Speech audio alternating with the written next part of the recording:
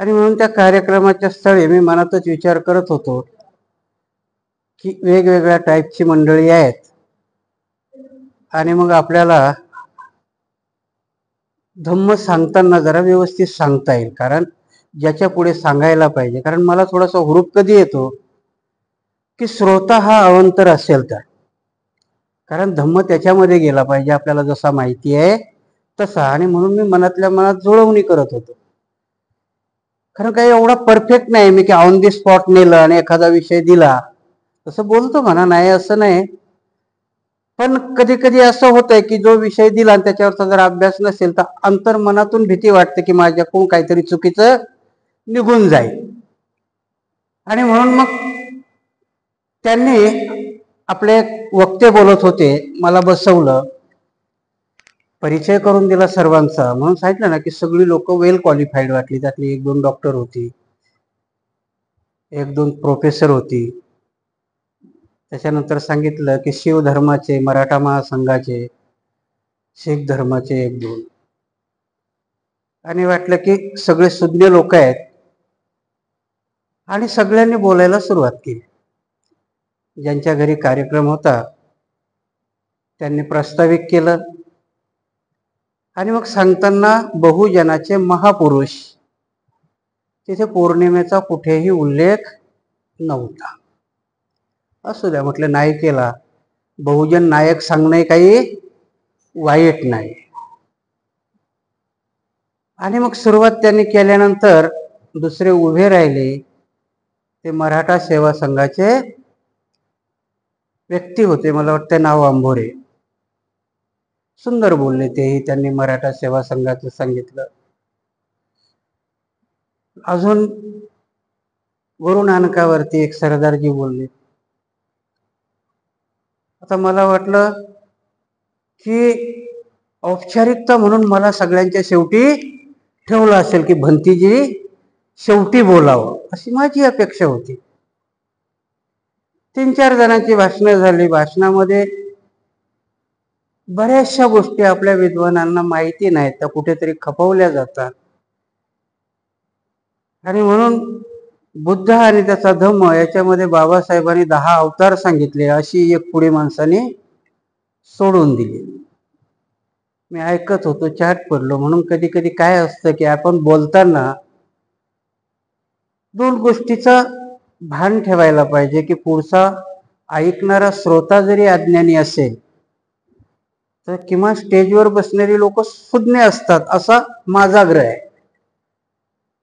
आणि म्हणून मग निदा पुढच्याला जरी माहीत नसेल तर स्टेजवर बसलेल्या माणसाला थोडंफार का होईना माहिती असतं, तर त्याचं भान ठेवून बोलावं. पण ते प्रत्येक गोष्टी ती बोलत होते. त्याच्यामध्ये एक कीर्तनकारही होते. आणि मग कीर्तनकार त्यांचे प्रमुख पाहुणेच होते. समजा ते कीर्तनकारांनी प्रमुख पाहुणे होते.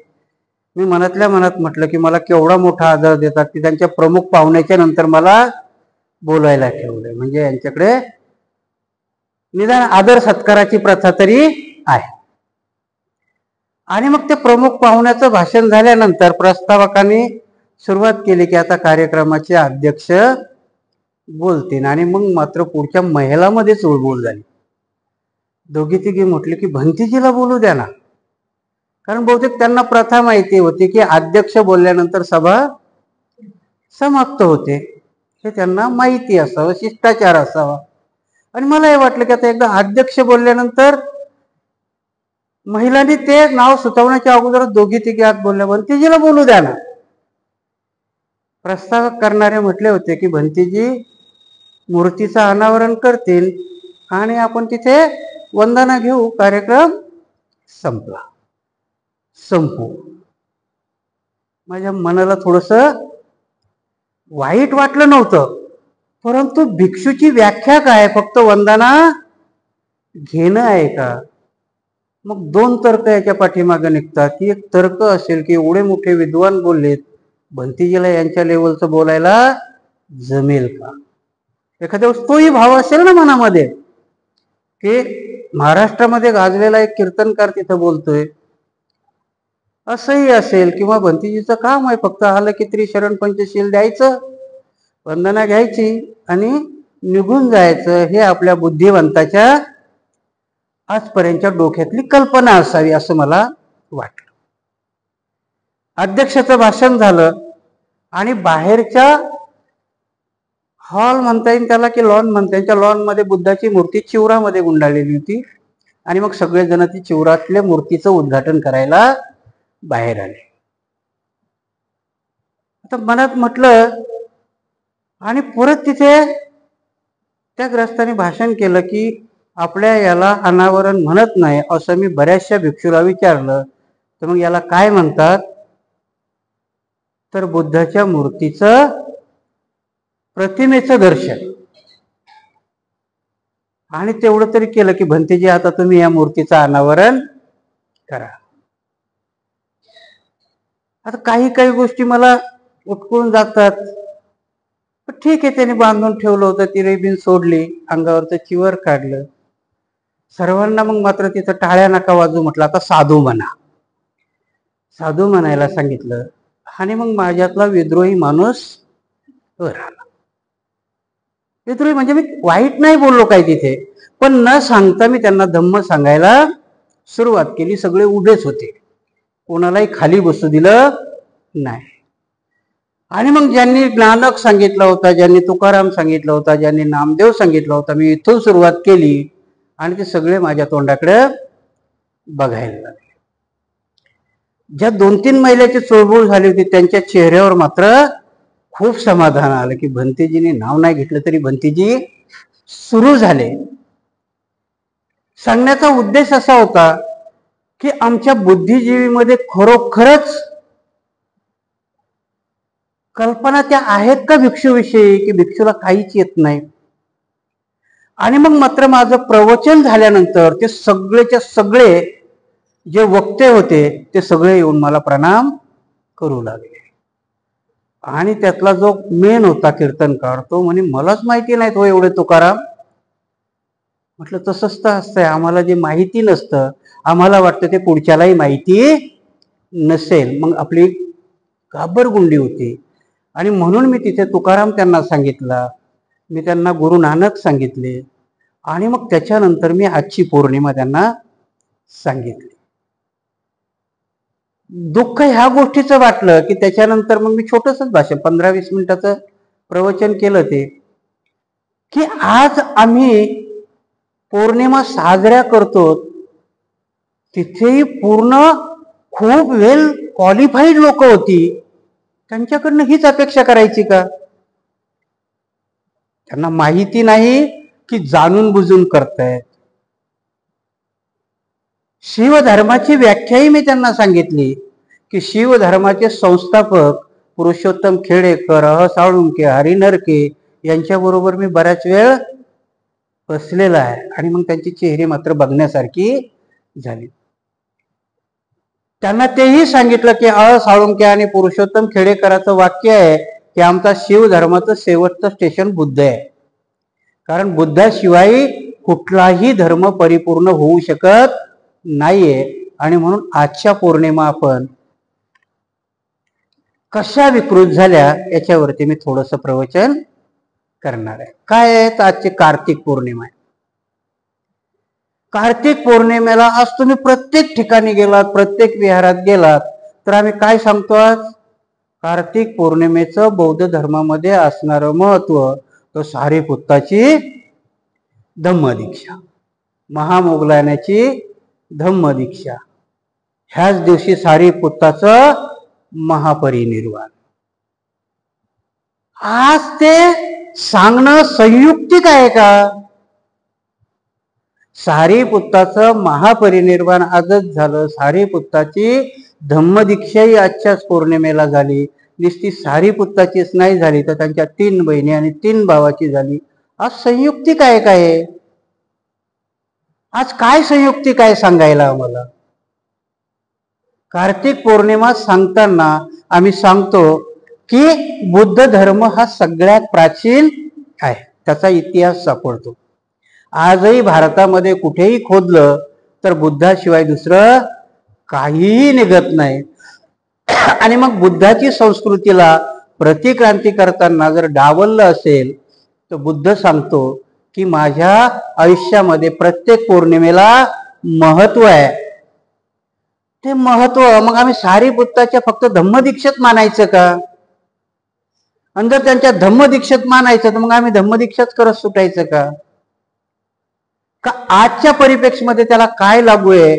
तर मग ही कार्तिक पौर्णिमा हळूहळू सारीपुत्ताच्या धम्मदीक्षेवरनं कुठपर्यंत आज येऊन पोहोचली याचं आत्मभान आम्हाला असायला. कुठे येऊन पोहोचली आजची कार्तिक पौर्णिमा? तर आजच्या कार्तिक पौर्णिमेला तुम्ही जर बौद्ध गयाला गेला तर आज सगळ्यातलं मोठं पिंडदान बौद्ध गयाला होतं. काय होतं बौद्ध गयाला? आज सगळ्यातलं मोठं पिंडदान होतं. पहिलं ते कुठे व्हायचं कुणीच सांगत नाही. बौद्ध गयामध्ये तुम्ही सगळेजण जाऊन आला असाल. निरंजना नदीच्या काठावरती एक मंदिर आहे, त्याला कृष्णपाद म्हणतात. बघितलं असेल तुम्ही जर गेला असाल. ऍक्च्युली ते विहारच होतं. बुद्ध वंदनेमध्येही श्रीपाद म्हणतात. काय म्हणतो आपण? श्रीपाद. तिथे जर गेलात तर बौद्ध विहाराच्या तेवढ्या त्या याच्यामध्ये प्रत्येक दगडावर किंवा कुठे कुठे दगडावरती 8 फुलांच्या कमळामध्ये बुद्धाची पावलं सापडतात. श्रीपाद म्हणजे कोण आहे? भगवान बुद्धाची पावलं आहे. त्याला आपण वंदन करतो. त्या आपल्या गाथेमध्ये येतं. त्या श्रीपादचं त्यांनी कृष्णपाद केलं. हळूहळू त्या मंदिरात होणारं पिंडपाद हळूहळू कार्तिक पौर्णिमेला तुमच्या महावीरात येऊन ठेपलं. ही तुमची कार्तिक पौर्णिमा झाली. का झाली? कुणीच संरक्षण करणारे तिथे नव्हते. त्या विहाराचं कृष्णपाद कधी झालं आम्हा लोकांना कळलं नाही. सांगण्याचा उद्देश कसा आहे की आज आमचं खीरदान करता करता आमचे असे शिवधर्माचे कार्यक्रम आमचे असे त्याच्यामध्ये येतात. तसं ते झालं. कृष्णपादाचं मंदिर कधी तुमच्या महाबोधी विहारामध्ये आज जर गेलात तिथे तर एवढं पिंडदान होतं तिथं. आणि ते कुठे होतं? आता त्या कृष्णपाद मंदिरात नाही होत, मेन महाबोधी विहारामध्ये. मग आता ती कार्तिक पौर्णिमा आम्हाला सारीपुत्ताची मानायची की या पिंडपातावरती आम्ही आत्मचिंतन करायचं हे आम्हाला कळलं पाहिजे विहारामध्ये.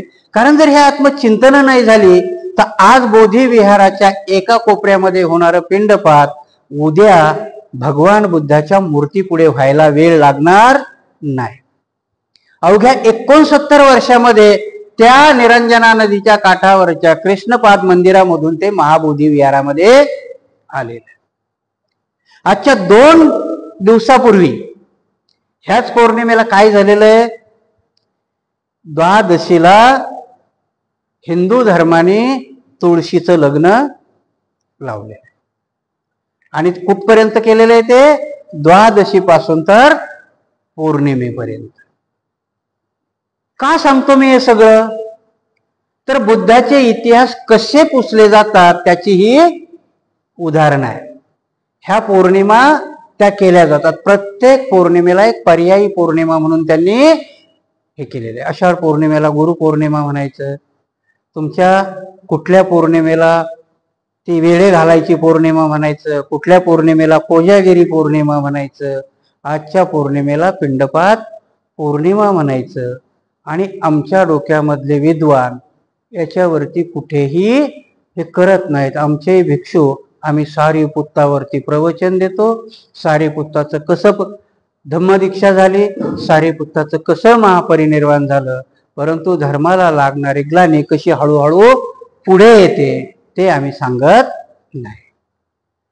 का आली असेल तुळशीच्या लग्नाची कथा ह्याच कार्तिक पौर्णिमेला? कारण तुम्ही श्रावणापासून जर सुरुवात केली तर हिंदू धर्माचे सण सुरू होतात. सणही कसे आहेत? तर तुमच्या पूर्वजाचे केलेले खून किंवा तुमच्या पूर्वजाचे झालेल्या हत्या याच्यावरती त्यांचे सण निर्माण केलेले आहेत. आणि त्या सणामध्ये ब्राह्मणाची रोजगार हमी निर्माण केली. तिथून श्रावणापासून होणारे सण कार्तिक अमावस्येला दिवाळीमध्ये संपतात. मग ब्राह्मणाची रोजगार हमी निर्माण करायची असेल तर मग तुळशी नावाचं एक पात्र निर्माण केलं, तिचा विवाह लावायचा आणि त्या दिवसापासून आता पुढे विवाहाला सुरुवात होते. म्हणजे ब्राह्मणाची रोजगार हमी सुरुवात होते, चालू होते. कारण एवढे हुशार आहेत ते. का होतं ते? आणि त्या तुळशीलाही एक कथा, तुळशी स्तोत्रच बनवलं त्यांनी. तुळशीचं लग्न दरवर्षी लावलं पाहिजे. आणि कोणाबरोबर लावले पाहिजे? तर त्यांचा 9वा अवतार कृष्णाबरोबर लावलं पाहिजे. आणि त्या कृष्णाबरोबर लग्न लावल्यानंतर तेव्हा तुम्ही लग्न लावायला फ्री झालात, त्याच्या अगोदर लग्न लावता येत नाही. कार्तिक पौर्णिमेला भगवान बुद्धांनी सारीपुत्ताला दीक्षा दिली. का दिली? भगवान बुद्ध दीक्षा द्यायच्या अगोदर येताना त्या दोघांनाही आपल्या भिक्षूला सांगतात की बघा, ते दोघ जण जे येत आहेत ते माझ्या धम्माचे सेनापती होते. दीक्षा द्यायच्या अगोदर बुद्ध सांगतात. म्हणजे प्रज्ञा ओळखण्याची ही पौर्णिमा आहे. काय केलं त्या पौर्णिमेचं आम्ही? पिंडदान. कुठून आला हा शब्द? भगवान बुद्धाच्या भिक्षूला दिलेलं भोजन, याला काय म्हणता तुम्ही? पिंडपात. काय म्हणतात? पिंडपात म्हणतात. भिक्षूला दिलेल्या भोजनाला काय म्हणतात? पिंडपात. त्याची विकृती केली त्यांनी पिंडदान. भिक्षू, जिवंत भिक्षूला, प्रज्ञावान भिक्षूला तुम्ही दिलेलं भोजन त्यांनी मेलेल्या माणसाचं पिंडदान करून टाकलं. पौर्णिमा इथे विकृती. ही पौर्णिमा आम्हाला सांगता आली पाहिजे. आणि कोण करतंय तिथे? सगळ्या जणाचा मेलेला बाप. वर्षभर ते थांबतात आणि आजच्या पौर्णिमेला त्या बौद्धगयाला जातात. कोण जातो? ब्राह्मण जात नाही. ब्राह्मण जातो पूजा करायला, पण जातो कोण? बहुजन जातो तिथे. मोक्ष म्हटलं तिथे, कारण तिथे पिंडदान दिलं तर त्यांच्या बापाला काय मिळतं? मोक्ष मिळतं. आजच्या पौर्णिमेला त्यांनी जर बौद्धगयाला पिंडपात केलं तर 1 वर्षापर्यंत भटकणारा त्यांचा बाप डायरेक्ट कुठे जातो? स्वर्गात जातो. मोक्ष मिळतं. ही आख्यायिका निर्माण केली. आणि मग ती आख्यायिका डोक्यात घातल्यानंतर तो बहुजन पिंडपात करायला तिथे जातो. कशा करता जायचं होतं? की भगवान बुद्धांनी सांगितलेली प्रज्ञेची कसोटी हिला डाबण्याकरता रचलेली आख्यायिका. आणि हा बहुजन बुद्धापासून कसा वळवला जाऊन तिथे पिंडपात करतो, याच्याकरता ही पौर्णिमा त्यांनी फेमस केली. ही आम्हाला सांगता आली पाहिजे. सारीपुत्त तुम्हाला सगळ्यांना माहिती आहे. सारीपुत्त धम्माचे सेनापती होते. परंतु ही कार्तिक पौर्णिमा तुम्हाला सांगता आली पाहिजे की हळूहळू सारीपुत्त तर बाजूलाच राहू द्या, भगवान बुद्धाच्या पुढे पिंडदान करायला आता कमी करणार नाहीत. कारण आता मागच्या पौर्णिमेला त्यांनी काय केलं होतं? त्यांचा तो राज्यपाल बुद्ध मूर्तीच्या पुढे होम तयार केला आणि तिथे त्यांच्या संस्कृत मधले महादेवाचे श्लोक म्हटले, भगवान बुद्धाकडे पाठ करू. मग आम्ही विहारामध्ये या पौर्णिमा साजऱ्याच करायच्या का फक्त? का आमचं कल्चर, आमच्या बुद्धाची ही धरोहर आम्ही जतन करायची आणि याच्यावरती आमच्या पौर्णिमा सांगायच्या की नुसता सारीपुत्त सांगायचं? सारीपुत्त आता जवळजवळ सगळे तुम्हाला माहिती आहे. परंतु हे आमचं कल्चर, बाबासाहेब आम्हाला क्रांती आणि प्रतिक्रांतीमध्ये सावधेंचा इशारा याच्याच करता देतात ना. बाबासाहेब याच्याच करता सांगतात की तुम्ही सावध असलं पाहिजे की तुमचं कल्चर किंवा तुमची धरोहर, तुमचा बुद्ध हा कसा लयाला नेण्याकरता षडयंत्र रचल्या जातात. त्यातला एक प्रकार आहे तिथे पिंडदान करणे. पिंडदानालाही तुमच्यातले शब्द चोरले जातात. मोक्ष हा शब्दही पालीतला आहे. पतिमोक्ष म्हणतो की नाही आपण, मोक्ष हा पालीचा शब्द आहे.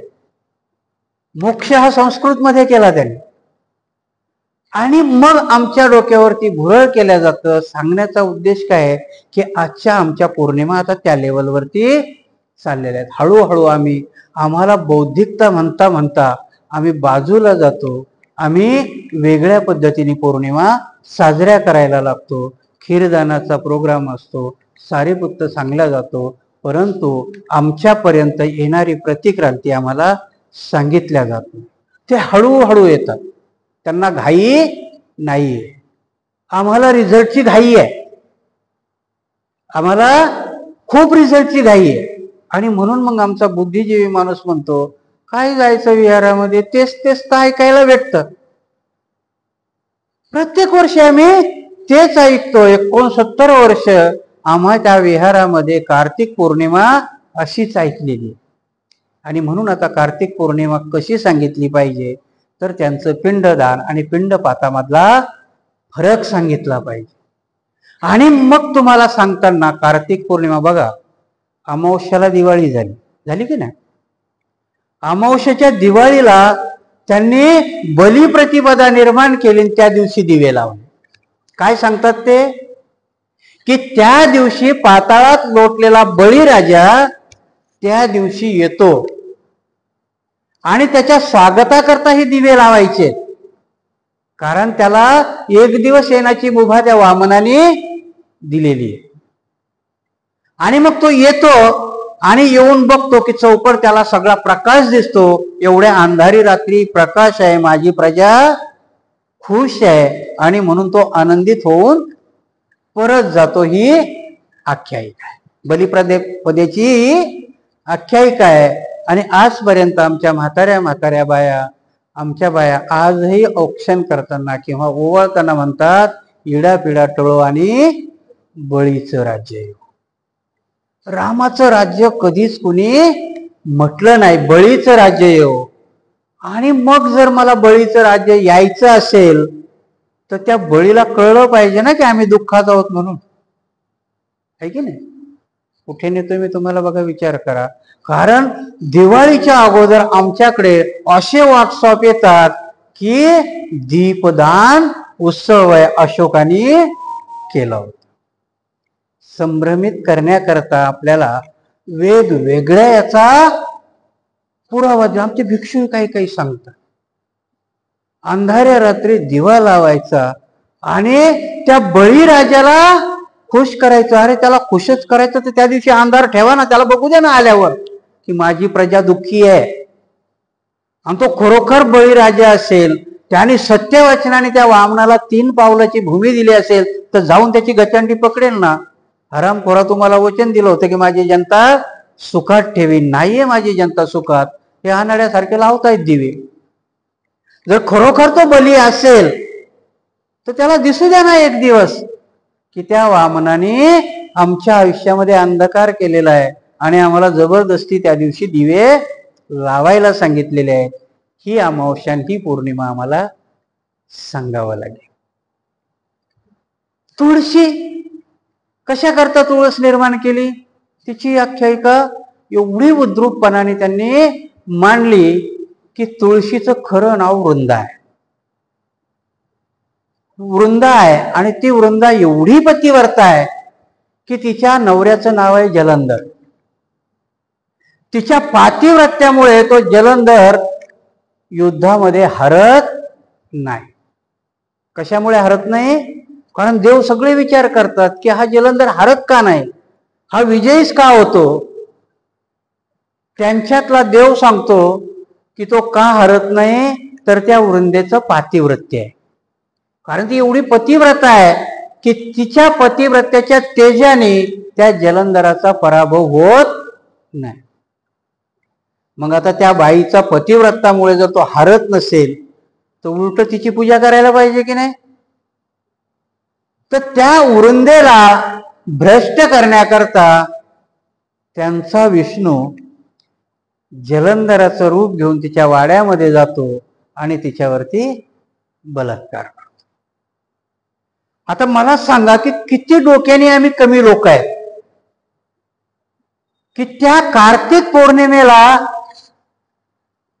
त्या विष्णूने केलेल्या बलात्काराला ऍक्च्युली त्या पुराणामध्ये ती त्याची निर्वसना करते, त्याला शिव्या देते, त्याला सगळी करते, आपल्या अंगाला राख लावून घेते ती.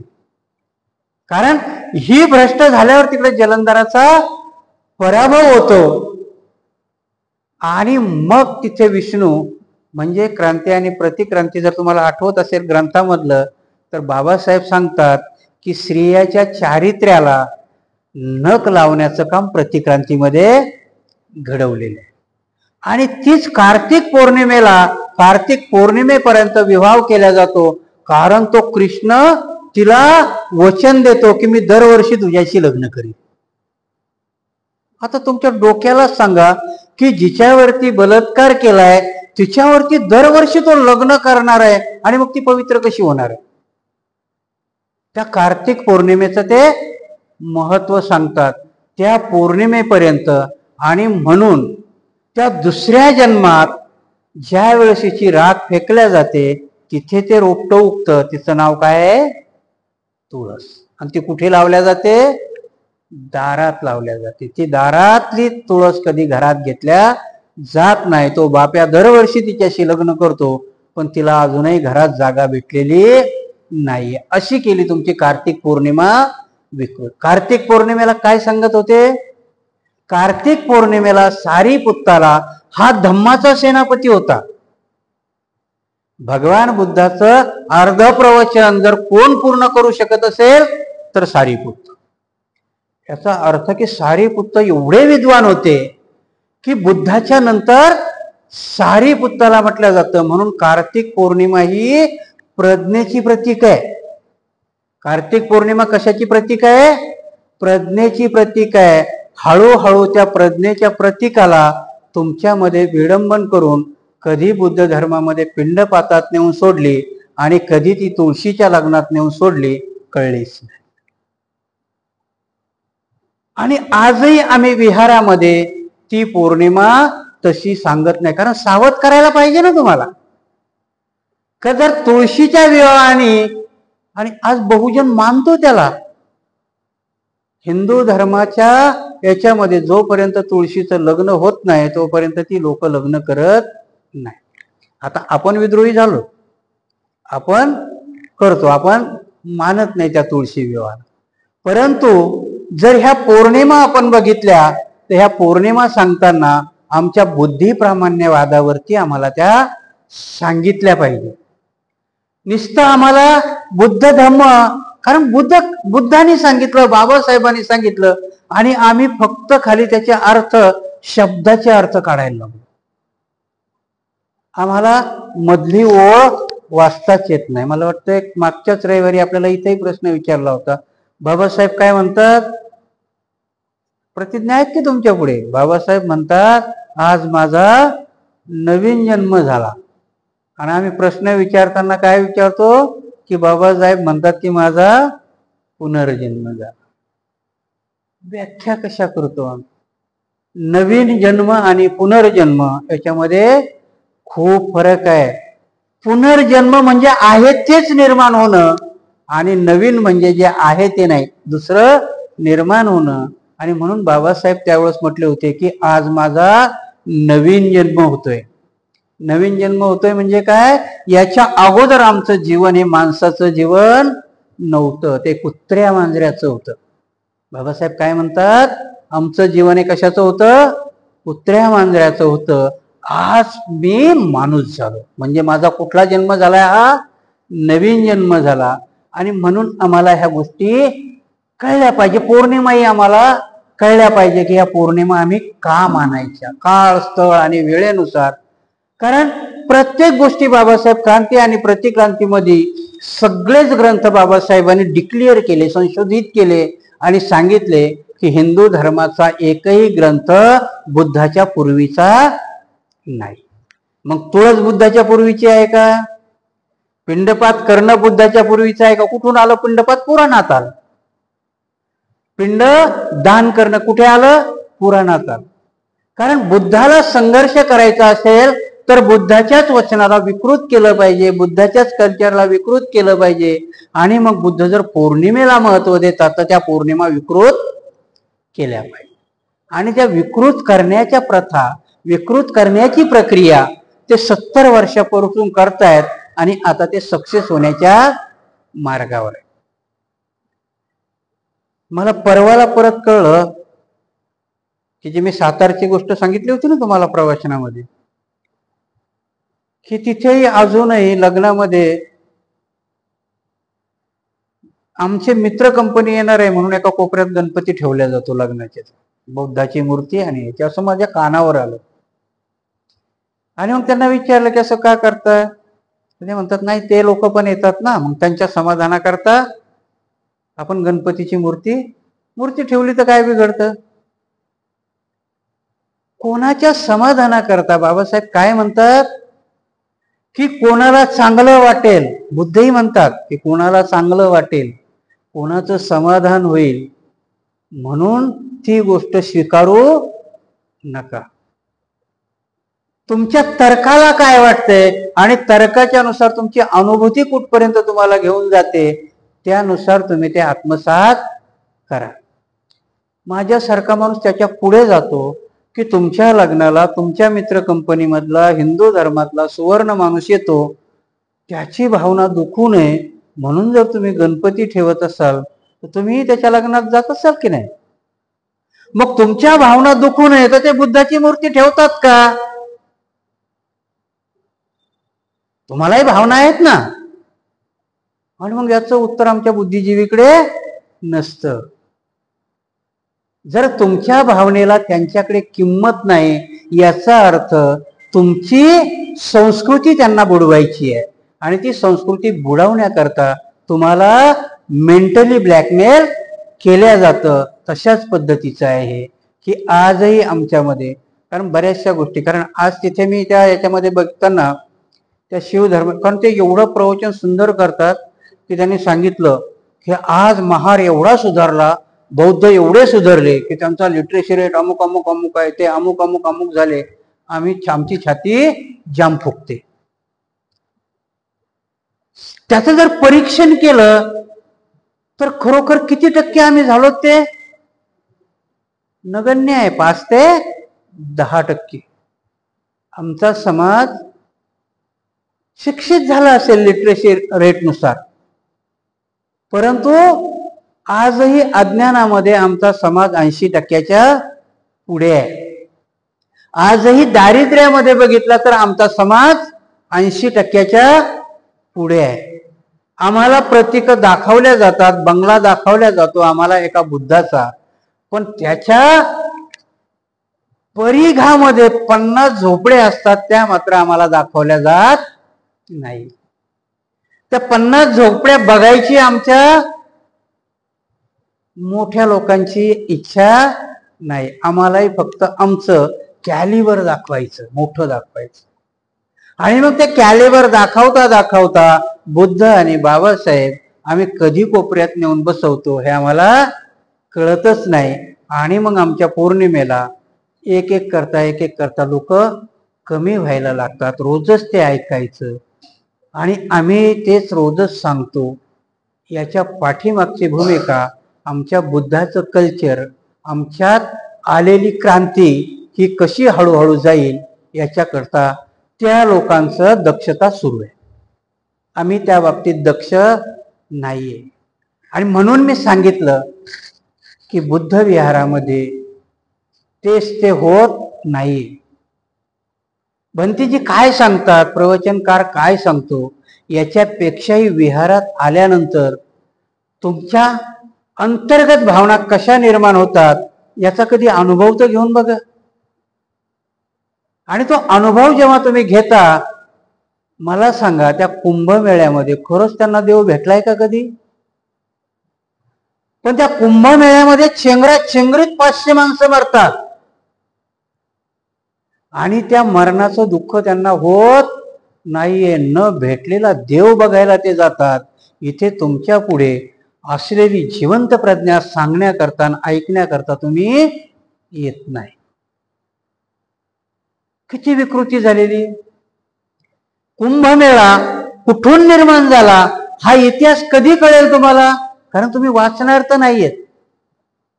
परंतु त्या विहारात गेल्यानंतर शुद्ध भिक्षू असेल किंवा शुद्ध प्रवचनकार असेल ज्यांनी अभ्यास केलेला आहे तो तुम्हाला सांगेल ना. तेव्हा तुम्ही नाही जाणार मेळ्याला, तेव्हा तुम्ही नाही जाणार साईबाबाला.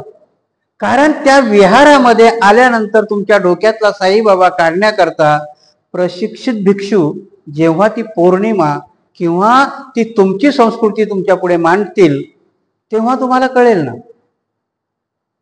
जर आम्हाला विहारातच जायचं नाही तेच ते, आणि म्हणून सांगितलं ना की भिक्षूची ही जबाबदारी वाढते. विहारामध्ये भिक्षुनी आता सारीपुत्त सर्वांना माहिती आहे, महामोगलायन सर्वांना माहिती आहे. आजच्या दिवशी काय झालं हे आमच्या शिकले सवरलेल्या माणसांना जवळजवळ सगळ्यांना माहिती आहे. मग आता आम्हाला काय सांगितलं पाहिजे आणि आम्ही कशा पौर्णिमा सादर केल्या पाहिजे हे आम्हाला जर कळायचं असेल तर मग मात्र त्या पौर्णिमा आम्हाला अशा पद्धतीने सांगावं लागतं. कधी कधी मग काय होतं, माझे बरेचसे अनुभव आहेत. परवाला माझं प्रवचन आमच्या भंतेजीने ऐकलं आणि मग ते सातारचे त्यांचे बरेचसे उपासक आहेत. मग ते म्हटले, मला बोलवलं, म्हणजे सातारवर तुम्ही काहीतरी बोलला का? म्हटलं हो हो बोललो, प्रवचनच केलं. म्हटलं चांगलं लंबचं एवढं प्रवचन केलं. हो म्हणे मला फोन आले. मग तुम्हाला कशाला करायला पाहिजे, प्रवचन मी केलं, मला करायला पाहिजे होते ना. आणि आमच्या प्रवचनात नंबर दिलेला आहे, आम्ही काही झाकून नाही ठेवला, नंबर आहे, तुम्हाला कशाला करायला पाहिजे, तुम्ही नाही बोललात ना, मला करायला पाहिजे. भंतेजी मला हात जोडले, म्हणे तुमच्या पुढे बोलणंच निरर्थक आहे. म्हटलं निरर्थक कसं होईल? जर दुखणं डाव्या पायात आहे आणि तुम्ही इंजेक्शन उजव्या हाताला द्याल तर कसं चालेल? आम्हाला ते दुखणं कळलं पाहिजे ना. आणि म्हणून मी डिक्लेअर केलं की जसा वैज्ञानिक धर्म म्हणतात तसा शास्त्रज्ञ सांगतो. काय सांगतो? की प्रयोगाअंती मी हा शोध लावलाय. माझा दावा नाहीये, पण आतापर्यंत मी हा लावलेला शोध हा प्रयोगाअंती आहे, त्याला अमुक अमुक पुरावे आहेत. पण याच्यानंतर जर कोणी याला चूक सिद्ध करत असेल तर मी विनम्रपणाने ते मान्य करेल. बुद्धही तेच सांगतात ना. बुद्ध काय सांगतात तुम्हाला? बुद्धही सांगतात स्थळ काळ वेळेप्रमाणे माझ्या धम्माची व्याख्या करा. पण आम्ही अति हुशार होतो आणि बुद्धाला अपेक्षापेक्षा, बाबासाहेबाच्या अपेक्षापेक्षाही आम्ही त्याच्या व्याख्या करायला लागतो. आणि मग अडचण होते आमची. आणि म्हणून मी सांगितलं की पौर्णिमा साजऱ्या करताना बऱ्याच जणांचं, जसा मी उल्लेख केला, प्रत्येक जण शिकला सवरलेला माणूस आम्हाला तोच प्रश्न विचारतो की भंतेजी नवीन काय सांगताय हो?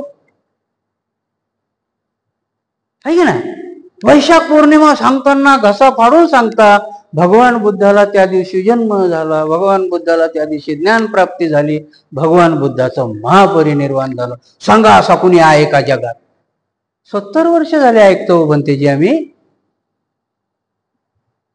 त्याच वैशाख पौर्णिमेला ते गुरुपौर्णिमा करतात, त्याच आषाढ पौर्णिमेला गुरुपौर्णिमा करतात, एका पौर्णिमेला कोजागिरी करतात, दुसऱ्या पौर्णिमेला बायाला वडाला चक्रा मारायला लावतात.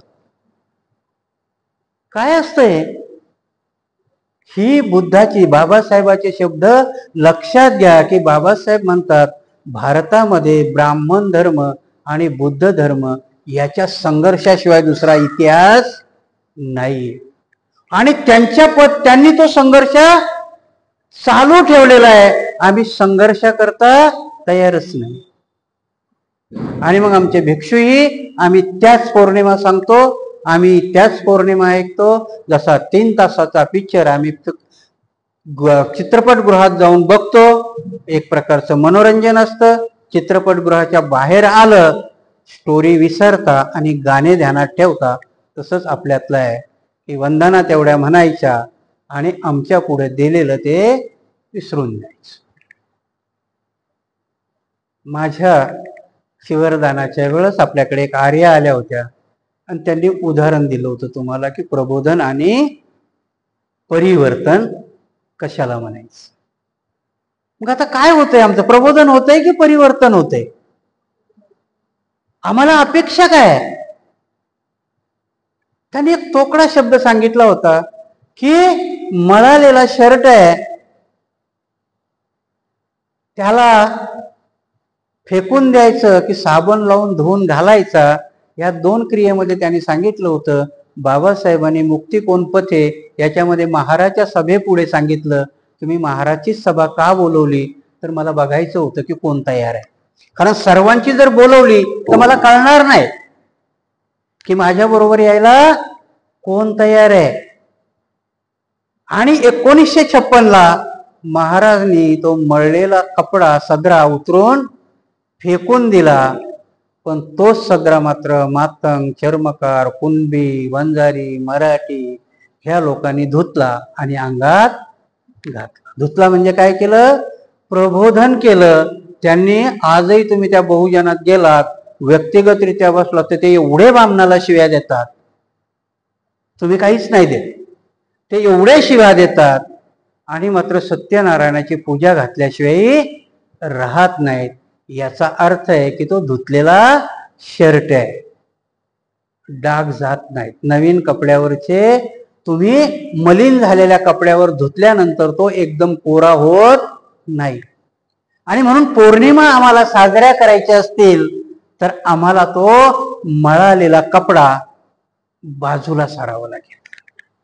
आमच्यावर पडलेल्या डागाचा कपडा, कारण डाग किती धुतले, ते सर्फ एक्सेलची ॲडव्हर्टाईज येत असेल, परंतु तुमच्या कल्चरवरती केलेले आघात हे लवकर जात नाही.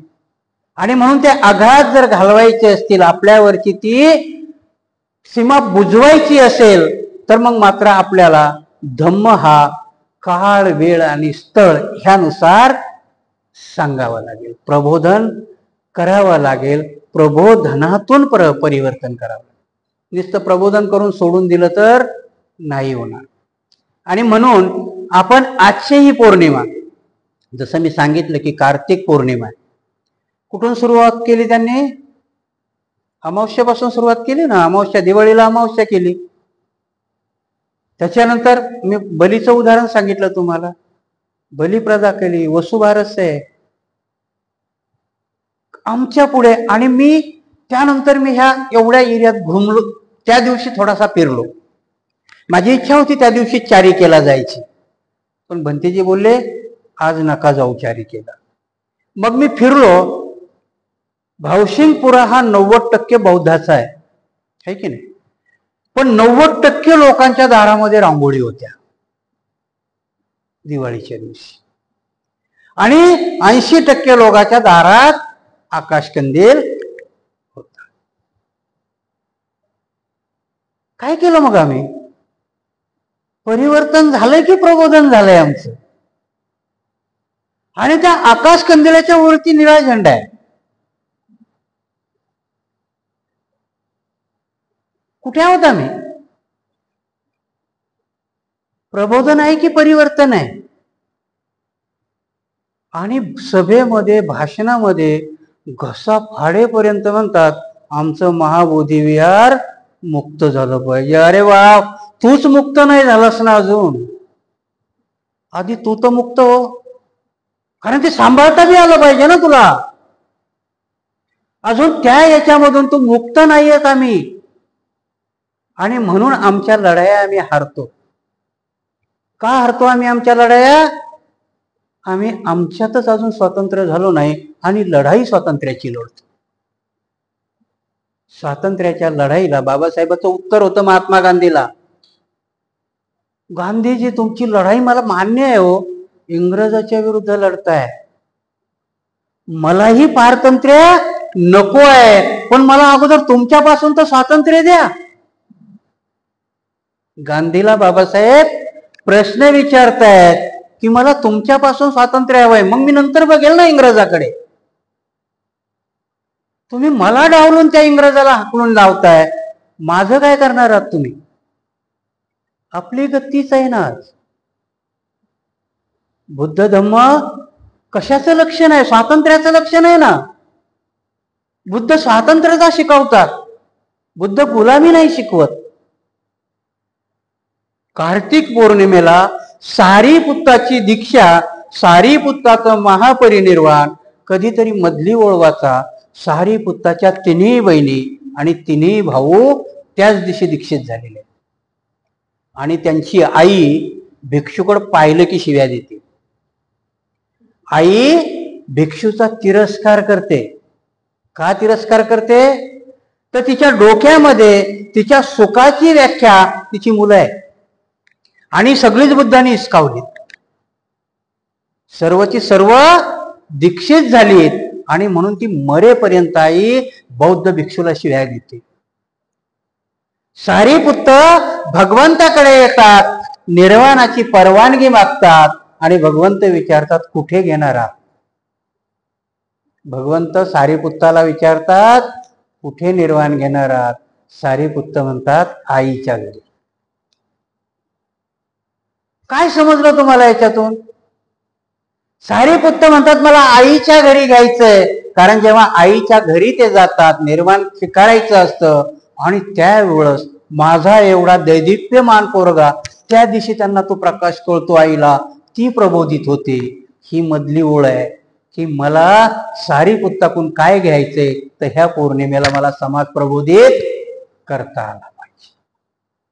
आम्ही म्हटलं फक्त खाली प्रबोधित करायची आमची जबाबदारी नाही आणि प्रबोधित आम्हाला व्हायचंही नाही, आणि म्हणून आज आमच्या पौर्णिमा अशा पद्धतीने साजऱ्या होतात. खीरदान दिल्या जातं, शिवधर्माचा वक्ता असतो आणि एक कीर्तनकार आमच्यात असतो. कीर्तनाला नाही नाही म्हटलं, कीर्तनही प्रबोधनाचं साधन होतं. परंतु जेव्हा त्या कीर्तनामध्ये जेव्हा आम्ही तुकारामाला बोधिसत्व म्हणतो, कारण तुकारामाच्या गाथा इंद्रायणीतून वर आल्या नाहीत. चुकीचा इतिहास सांगतात लोक. कुठून आल्या मग ह्या? कुठून अभंग आजही अस्तित्वात आहेत? कारण त्या तुकारामाचं प्रबोधन इथ्या लोकांच्या इथे जाऊन भिडलं होतं की त्या गाथाच्या गाथा पाठ होत्या लोकांच्या, ते अभंगाच्या अभंग पाठ होते. आणि म्हणून ती पाठ असणारी अभंग जी लोकांमध्ये असणारी ती जशाला तशी आली. कारण तुकारामाने सांगितलेला धम्म, कारण तुकाराम काय म्हणतात, वेदाचा अर्थ आम्हाशीच ठावे दावा करतात. ते वेदाचा अर्थ तुम्हाला माहिती नाही, तो मला माहिती आहे. तुकाराम महाराज काय म्हणतात, वेदाचा अर्थ मला माहिती आहे. आणि मग मात्र त्यांचा बडवा चिडतो, वेदाचा अर्थ हा कुणबी सांगणार. आणि म्हणून की आम्हाला तुकाराम आमच्यापासून तोडला, कबीर आमच्यापासून तोडला, महात्मा ज्योतिबा फुले आमच्यापासून तोडले, रविदास आमच्यापासून तोडले. कारण ही सगळी मंडळी बोधिसत्व होती, बुद्धाची कडी होती. परंतु शेवटचे बोधिसत्व बाबासाहेब येऊन आम्हाला बुद्ध सांगितला, बुद्धाच्या ओटीत आम्हाला टाकलं. आणि म्हणून ह्या पौर्णिमा आम्ही कशा साजऱ्या केल्या पाहिजे, तर आलेल्या विकृती कशा जातील, बहुजनाला सांगता आलं पाहिजे. अरे बाबा, या तुळशीचं लग्न दरवर्षी नको लावूस, तिच्यावर अन्याय अत्याचार करून आणि ती तुझ्या पुढे ठेवलेली आहे. अरे लग्नच लावायचं झालं तिच्या नवऱ्याशी लावा ना, मग जलंधराशी लावा, विष्णूशी का? त्यानेच तिला भ्रष्ट केली आणि तोच दरवर्षी तिच्या बरोबर लग्न करतो आणि त्याच्यावरती कडी की त्या दोघांचं लग्न झाल्याशिवाय लग्न लावण्याची तुम्हाला परमिशन नाहीये. ती पौर्णिमा आहे, ती तुम्हाला उजगरून सांगता आली पाहिजे. नुसतं बाबासाहेबाच्या स्वप्नातला मी भारत बौद्धमय करील कसं करणार होता मी, हे बिना सांगता. महाबोधी विहाराच्या तिथे आज सगळ्यातलं मोठं पिंडदान होतंय. तुम्हाला जसं सुरुवातीला सांगितलं की पिंडदानाचा शब्द कुठून घेतला, तर पिंडपातापासून. भिक्षूला दिलेली चारिका त्याला पिंड पात म्हणतात. आमच्या डोक्यात लवकर येत नाही, मधली ओळ आम्हाला वाचताच येत नाही. त्या भिक्षूचा पिंडपात, जिवंत भिक्षूला दिलेलं पिंडपात, तो भिक्षू काय म्हणतो की आज तुमचं जेवण जेवून आता मी 60 दिवस जगणार आहे. विज्ञान सांगतं ना की माणूस 60 दिवस उपाशी पोटी राहू शकतो. विज्ञान सांगतं तुम्हाला की 60 दिवस माणूस मरत नाही. म्हणजे एका भोजनाची किंमत किती आहे तुमच्या? 60 दिवस जिवंत राहण्याची त्यांच्या एका तांदळाचा तुकडा तुमच्या मेलेल्या माणसाचा मोक्ष आहे. किती विकृत केलंय तुम्हाला. भंतीजीला भोजन देण्याच्या ऐवजी तुमच्या मेलेल्या बापाला तो पिंडपाताचा गोळा ठेवा आणि त्याला कावळा शिवला की तुमचा बाप स्वर्गात गेला. मग कधी कधी आमची लोक सांगतात कशाला टीका करायची. अरे याच्यामुळेच तर बहुजन समाज विस्कळीत आहे ना. कधी सांगायचं. दारूच्या दुकानापुढे प्रबोधन करताना दारूच्या दुकानदाराचं नाव नका घेऊ, असं कसं होईल. त्या दारूचे जर तोटे सांगायचे तुम्हाला तर दारू विकणाऱ्याचं नाव बी सांगितलं पाहिजे की नाही. आणि मग जर ह्या पौर्णिमा भ्रष्ट केल्या असतील, विकृत केल्या असतील तर त्या कोणी केल्या आणि का केल्या हे सांगितलं पाहिजे ना. आणि कशा करता केल्यात हेही सांगितलं पाहिजे पौर्णिमेच्या दिवशी. आणि म्हणून कधी कधी काय होतं की मी जेव्हा ही साताऱ्याची गोष्ट सांगितली तेव्हा बऱ्याचशा आमच्या भिक्षू संघामध्ये गेली. मलाही आमचे भंतेजी बोलले असं नका बोलू एखाद्या जिल्ह्यावरती किंवा. म्हटलं मी काय बोललो त्यांच्यावरती. जी परिस्थिती मला एका माणसाने सांगितली ती मी बयान केली. त्यांनी मला फोन करावा ना. आज दुसऱ्या एका जणाने सांगितलं की आमच्या लग्नामध्ये येणाऱ्या लोकांना बरं वाटतं म्हणून आम्ही लग्नाच्या दिवशी बुद्धाची मूर्ती, बाबासाहेबाची मूर्ती, गणपतीची पण ठेवतो. जर हे खरं असेल तर मान्य आहे का तुम्हाला. आणि म्हणे त्याच्यावर पण तर्क देतात की एलिफंट बुद्धा ही संकल्पना आमच्यामध्ये आहे. तर्क देताना कधी कधी काय होतं, मी मागेही सांगितलं ना की तुमचे बदाम जर शेणात पडले तर उचलून घ्याल का. बदाम किती पौष्टिक असला तर शेणातला बदाम खाल का तुम्ही. तसंच आहे ना की जर एलिफंट बुद्धा, कारण तो हत्ती महामायेच्या स्वप्नात जातो, तो बोधिसत्व आहे, तो विनंती करतो की मला तुझ्या गर्भामध्ये प्रवेश घ्यायचा आहे. आणि एवढ्या एका आख्यायिकाचा विकृतीने गणपती बनवल्या जात असेल तो स्वीकारायचा. कुठे आहेत आम्ही. अज्ञानापोटी कुठल्या कुठल्या प्रथा आणि कुठल्या प्रथा अंगीकारायच्या, कुठल्या प्रथेला डावलायचं, कुठल्या प्रथेला कडाडून विरोध करायचा. कारण इंग्रज इथे आले, जर इंग्रज आले नसते तर आजही कितीतरी बायका सती गेल्या असत्या. वाईट प्रथा सोडायच्या की भगवान बुद्ध म्हणतात की जर त्या गंगेच्या पाण्यामध्ये डुबकी मारल्यानंतर तुम्हाला तुमची पाप धुतल्या जात असतील तर तिच्यामध्ये खेकडे, माश्या आहे की नाही. यांना तर मोक्ष सगळ्याच्या अगोदर मिळायला पाहिजे होतं. आणि तरी आमच्या बहुजनाच्या डोक्यात येत नाही.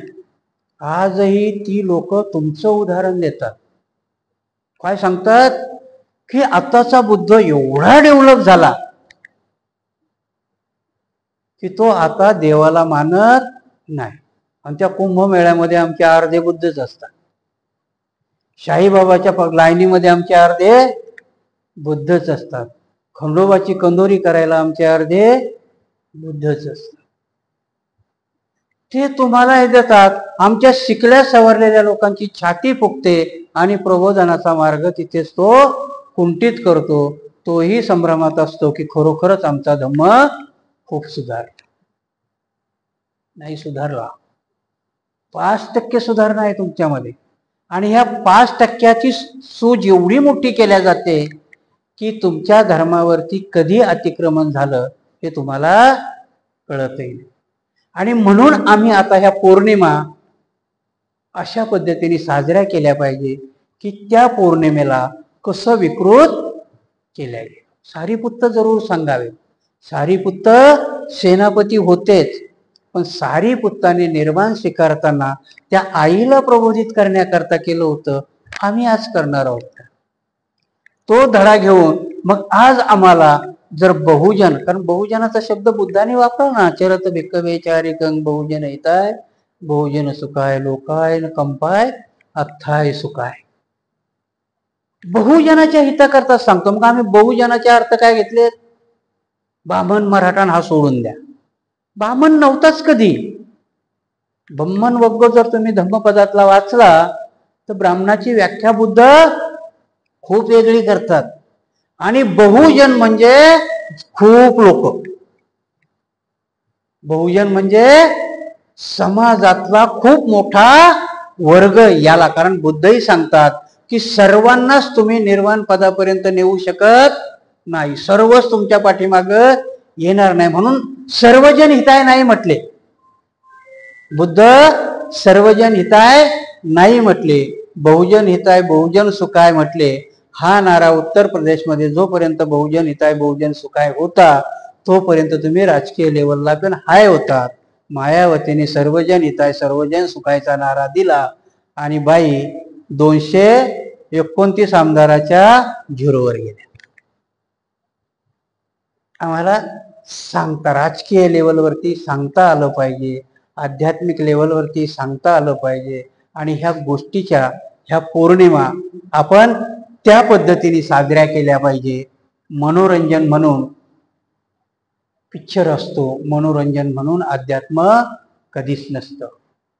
परंतु जर तुमच्या मनाला खरोखर ते पटलं, मनाने जर स्वीकारलं, मी सांगितलं ना की तुकारामाच्या गाथा इंद्रायणीमध्ये वर नाही आल्या तर त्या लोकांच्या हृदयात होत्या, पाठ होत्या. का होत्या? तर त्या थेट भिडल्या होत्या. कारण तुकाराम एवढे विद्रय होते की तुकाराम म्हणतानाच म्हणायचे की अर्थाविना पाठांतर करशी भोकून भोकून मरशी तुका म्हणे. काय होता त्याचा अर्थ? की नुसती गाथा म्हणत गेला, पाठांतर केला आणि तिचा अर्थच नाही कळाला तर मरून जाशील, पण तुला काही फायदा होणार नाही. हे बुद्धाचं वचन आहे ना. का संगीती होतात? त्याचे अर्थ कळण्याकरता, त्याच्यामध्ये विकृती येऊ नये म्हणून. आणि त्याच करता ह्या पौर्णिमा एक प्रकारच्या आपल्या संगीती असतात. प्रबुद्ध झालं पाहिजे म्हणून बाबासाहेबाचा एक मोठा धडा आहे. बाबासाहेबांनी जेव्हा धम्म दीक्षा दिली तेव्हा बाबासाहेब काय म्हणतात? आता भिक्षूची वाट पाहू नका, दरेकाला दीक्षित करा. एवढी मोठी अपेक्षा केलेली आहे बाबासाहेबांनी तुमच्याकडनं. एवढा मोठा अधिकार देत आहेत बाबासाहेब तुम्हाला की एक तरी दीक्षित तुम्ही करा. दीक्षित करण्याचा विधी बाबासाहेबांनी छोटा सांगितला. त्रिशरण पंचशील म्हणा, 22 प्रतिज्ञा द्या आणि करा दीक्षित. परिवर्तन होतंय. बाबासाहेब इथे आम्हाला कळले नाही, कारण बाबासाहेबाचे काही अर्थ आम्हाला कळले नाही. बाबासाहेबांनी दरेकाने दीक्षित करावं याचा अर्थ आम्ही खूप वेगळा लावत गेलो. आणि म्हणून आजही आम्ही लोक काय म्हणतो की आमच्या धम्मदीक्षेचे सोहळे झाले पाहिजे. बाबासाहेबाला अपेक्षा ती नव्हती. बाबासाहेब सांगतात, बाबासाहेब का म्हटले होते की सगळ्याच्या शेवटी ब्राह्मण बुद्धिस्ट होईल. बाबासाहेबाचे वाक्य आहेत की नाही? सगळ्यांच्या शेवटी ब्राह्मण बुद्धिस्ट होईल म्हणजे तो स्वीकार आहे. शेवटच्या क्षणापर्यंत ब्राह्मण बौद्ध धम्म स्वीकारणार नाही. बौद्ध धम्म स्वीकारणं म्हणजे काय? अंगीकारण आहे ना, धारण करणं आहे. आणि त्या धारण करण्याला ही प्रतीक आहे.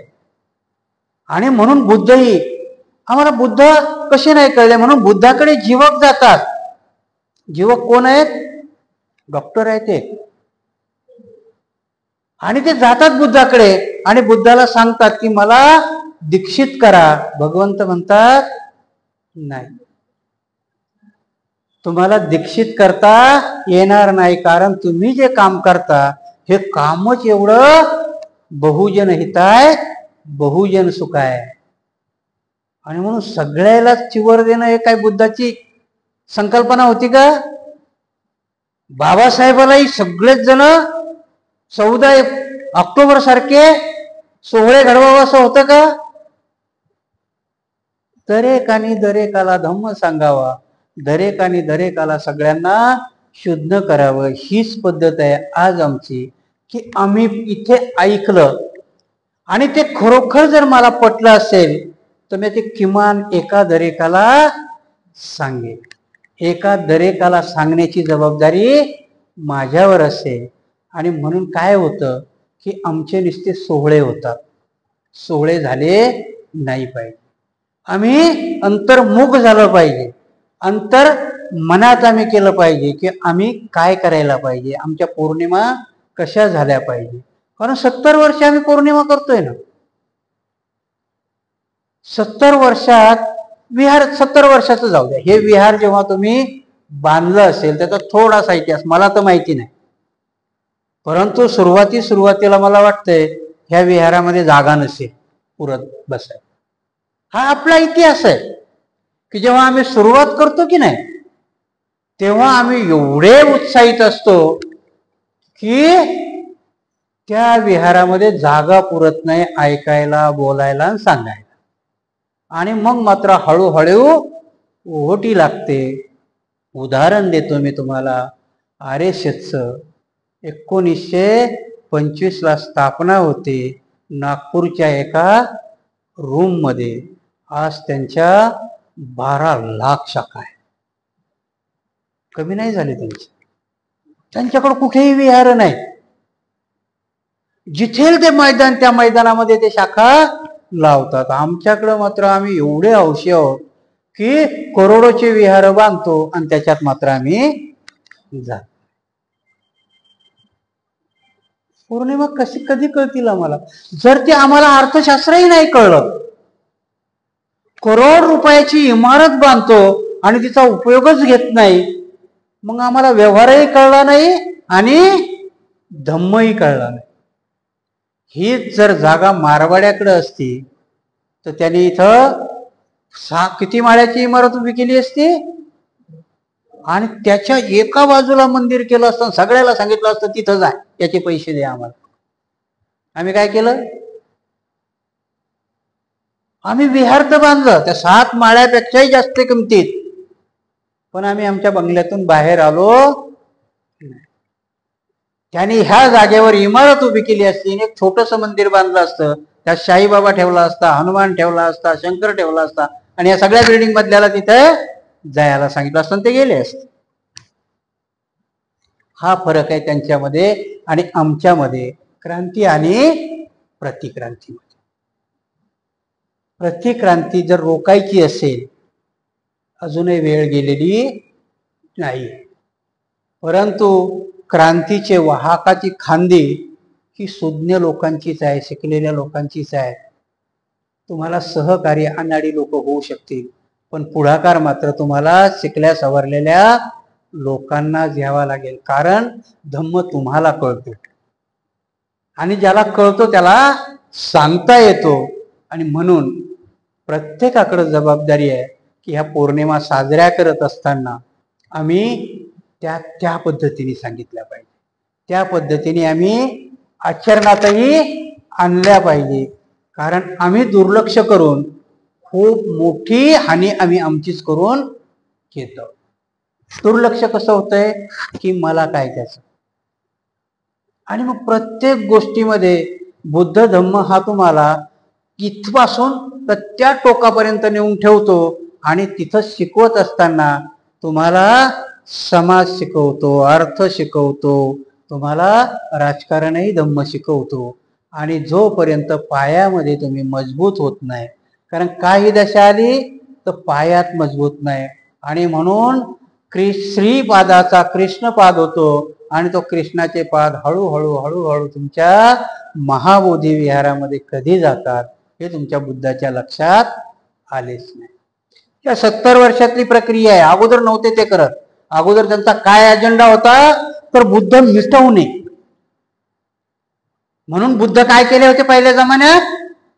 झाकल्या गेले, जमिनीखाली गाडल्या गेले, कनिंगमने उजागर केले. तोपर्यंतही फॉलोअर नव्हते, पण बोधिसत्व नावाचा एक माणूस आपल्या जन्माला आला आणि त्यांनी मात्र बुद्ध, आणि मग त्यांनी बुद्ध झाकायला सुरुवात नाही केली, बुद्ध विकृत करायला सुरुवात. तुमच्या डोक्यात 70 वर्षात बाबासाहेबाला अपेक्षा होती की हा समाज 70 वर्षात एवढा जाईल की नुसत्या आमच्या समाजाकडे बघून आमचं महाबोधी विहार मुक्त होईल, त्यांचा कृष्णपाद, श्रीपादाचा कृष्णपाद हळूहळू कधी विहारापर्यंत पोहोचला तुमच्या लक्षातही नाही आलं. कारण ते विहार मुक्त करायला तुमच्या भारतातली लोक नव्हती. तुम्ही गमजात राहू नका. ते मुक्त करायला इंग्लंडचा प्रिन्सेप होता, कनिंगम होता, श्रीलंकेचे धम्मपाल होते. आम्ही आजही आमच्या नावावर असं काही होईल, एक बाबासाहेब सोडले तर मला कुणीतरी या प्रवचनामध्येही आवाहन करतो की एखादं नाव तरी सांगा मला की बाबासाहेबाच्या नंतर आम्ही बुद्ध धम्मा करता असे असं वाहून घेतलंय. मग ते भिक्षू असो, उपासक असो की उपासिका असो, अजून तरी मला त्या तोडीचं कुणी सापडलं नाही. आणि त्या तोडीचं का सापडलं नाही तर आमच्या डोक्यामधली गुलामी अजून गेली नाही. आमच्या डोक्यामध्ये असणारी घाण अजून एका कोपऱ्यामध्ये तशीच आहे. जोपर्यंत ती पूर्ण निघणार नाही तोपर्यंत आम्हाला त्या टाईपचं होता येणार नाही. आणि म्हणून ह्या पौर्णिमा साजऱ्या करत असताना मी प्रत्येक वेळेस, मला वाटतं एखाद्या वेळेस उपस्थितीचं कारणच ते असतं की भंतीजी तुम्ही गोड बोलतच नाही हो, कशाला यायचं ऐकायला, असंही असेल, नाविलाज आहे माझा. कारण काय असतं की मुलगा शाळेत गेला किंवा ज्याच्यावर आपलं जास्त प्रेम आहे, माणूस त्याचे जास्त लाड करत नाही, त्याच्या उणीवच दाखवत राहतो. कारण अंतर्मनात एक भावना असते की हा सगळ्यात सुंदर आणि सगळ्यात उंच झाला पाहिजे. माझ्याही अंतर्मनात तेच आहे की मी जर या साकेत बुद्ध विहारामध्ये येऊन मला जे तोडकं फुडकं येतं, मी जे तोडकं फुडकं सांगतो, ह्या साकेत बुद्ध विहारामधून तसा एखादा तरी माणूस निर्माण व्हावा, तशी एखादी तरी उपासिका निर्माण व्हावी की तिने किमान ह्या औरंगाबादचं नेतृत्व करावं, अशी माझी अपेक्षा आहे.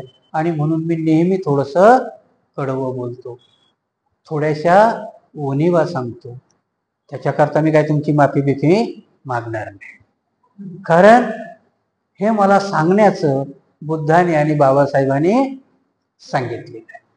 आणि मला वाटतंय की आज बराचसा वेळ झालाय.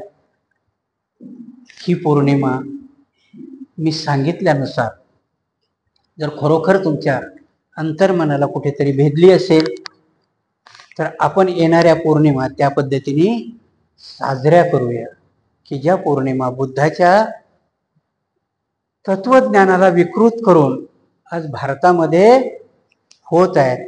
आम्ही किमान ह्या साकेत बौद्ध विहाराचा नको मोठा एरिया, भावशिंगपुऱ्यामध्ये तरी आम्ही ती ज्योत लावू.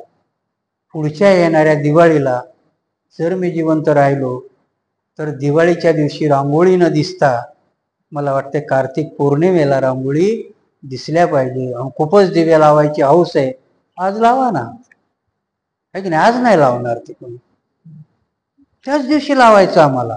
जसं राम मंदिराचा प्रश्न की अयोध्येमध्ये किती मंदिर आहेत माहिती आहे का तुम्हाला? 32. आणि प्रत्येक पुरोहिताचा दावा आहे की राम इथेच जन्माला. 32 मंदिर आहेत तिथे अयोध्येला जर गेलात तुम्ही. आणि प्रत्येक पुरोहित काय म्हणतो? राम इथेच जन्माला आला. पण या बीजेपी वाल्याला राम त्या मुसलमानाच्याच घरात जन्माला घालायचा, बाबरी मस्जिद. मजा आहे की नाही? तसं आमचं करू नका. आपली धरोहर खूप सत्यावर आधारित आहे. आपल्याजवळ कुठेही खोटं नाही बोलायचं.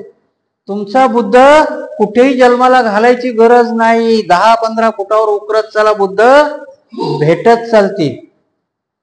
आणि म्हणून या सत्याची गोष्ट सांगताना काही त्रास पडणार नाही. मी आमच्या भिक्षू लोकांनाही सांगतो, इथे गेल्यापेक्षा बिहारमध्ये जा, तिथे बुद्धाची अजूनही व्यवसाय आहेत. तुम्हाला बिहार बौद्धमय करायला फक्त 2 वर्ष लागतील. कारण DNA आहे तिथे, बुद्धाच्या लहरी आहे तिथे.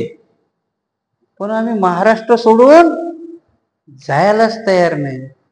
आणि तिथे जायला बी तयार आहे तर फक्त एक विहार बांधायचं आणि आमच्या लोक तिथं आले की फक्त खाली राहण्याची सोय करण्यात. बुद्ध तिथे सांगा खूप लवकर डेव्हलप होईल, कारण भगवान बुद्ध त्या तिथे संचार केलेला आहे. भगवान बुद्धाने खरे DNA तिथे आहेत बुद्धाचे. कारण बुद्धापासून पृथ्वी नष्ट झाली का? आणि मग त्या बिहार मधली जी आताची मंडळी आहे ती पूर्वीची बौद्धिस्टच असतील ना, फक्त जागृत करायचे. आणि ती जागृती, आणि म्हणून बाबासाहेबांचं परत एक भाषण आहे की जागृतीचा विस्तव पेटवला मी तो विझू देऊ नका. ही भाषणं आहेत. ती भाषणं जरी आपण कृतीत आणली तर खूप मोठं काम होईल. आजच्या कार्तिक पौर्णिमेच्या निमित्तानं आज तुम्ही जी आज पौर्णिमा आपण इथं साजरी करतोय, भगवान बुद्धाला असेल, सारीपुत्तांना असेल, वेगवेगळ्या त्यांच्या कालखंडामध्ये घडलेल्या गोष्टीला जेव्हा आपण त्यांची आठवण करतो, आठवण करत असतानाच त्यानुसार आम्हाला आचरण करता येईल का, त्यानुसार आम्हाला बुद्ध धर्म वाढवता येईल का, एवढं जरी आपण केलं तरी आपली ही पौर्णिमा सार्थक झाली असं समजून मी माझी धम्मदेशना आज इथेच संपवतो.